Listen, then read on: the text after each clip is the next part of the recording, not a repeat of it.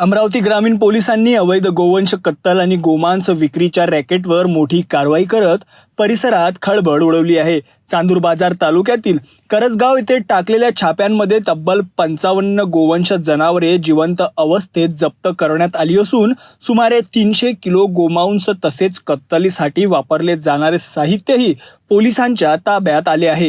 ही कारवाई अमरावती ग्रामीण पोलीस आणि शिरसगाव कसबा पोलीस स्टेशनच्या संयुक्त पथकानं केली असून अनेक आरोपींवर गुन्हे दाखल करण्यात आले आहेत. काही आरोपी फरार असल्याची माहितीही समोर आली आहे. 22 मे रोजी चांदूर बाजार तालुक्यातील करजगाव परिसरात अमरावती ग्रामीण पोलीस आणि शिरसगाव कसबा पोलिसांनी संयुक्त छापेमारी केली. या कारवाईत विविध ठिकाणांवरून 55 गोवंश जनावरे जिवंत अवस्थेत जप्त करण्यात आली. तसेच सुमारे 300 किलो गोमांस, वजन काटे, धारधार चाकू आणि कत्तलीसाठी वापरले जाणारे साहित्य मोठ्या प्रमाणात जप्त करण्यात आले. पोलिसांच्या प्राथमिक अंदाजानुसार जप्त मुद्देमालाची किंमत लाखोंच्या घरात असल्याचे स्पष्ट झाले आहे.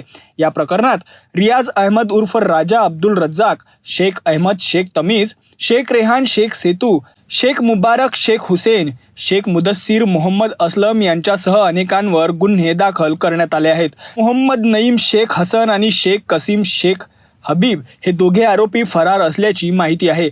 महाराष्ट्र प्राणी संरक्षण अधिनियम 1995 सुधारणा 2015 अंतर्गत ही कारवाई करण्यात आली असून विविध कलमांनुसार कत्तल, साठवण आणि विक्री प्रकरणी गुन्हे नोंदवण्यात आले आहेत. विशेष बाब म्हणजे काही जनावरांवर इयर टॅगिंग नसल्याचेही निदर्शनास आले आहे. जप्त करण्यात आलेली जनावरे सुरक्षिततेसाठी गोशाळेत हलवण्यात आली असून गोमांस पंचनामा करून नष्ट करण्याची प्रक्रिया पूर्ण करण्यात आली आहे. ही संपूर्ण कारवाई अमरावती ग्रामीण पोलीस अधीक्षक निकेतन कदम यांच्या मार्गदर्शनाखाली करण्यात आली असून स्थानिक पोलीस अधिकारी आणि गुन्हे शाखेच्या पथकाचा यात सहभाग होता. अवैध कत्तल आणि गोमांस विक्री विरोधात पोलिसांनी केलेली ही मोठी कारवाई आज चर्चेचा विषय ठरली आहे. फरार आरोपींचा शोध सुरू असून पुढील तपास पोलीस अधिक वेगाने करत आहेत.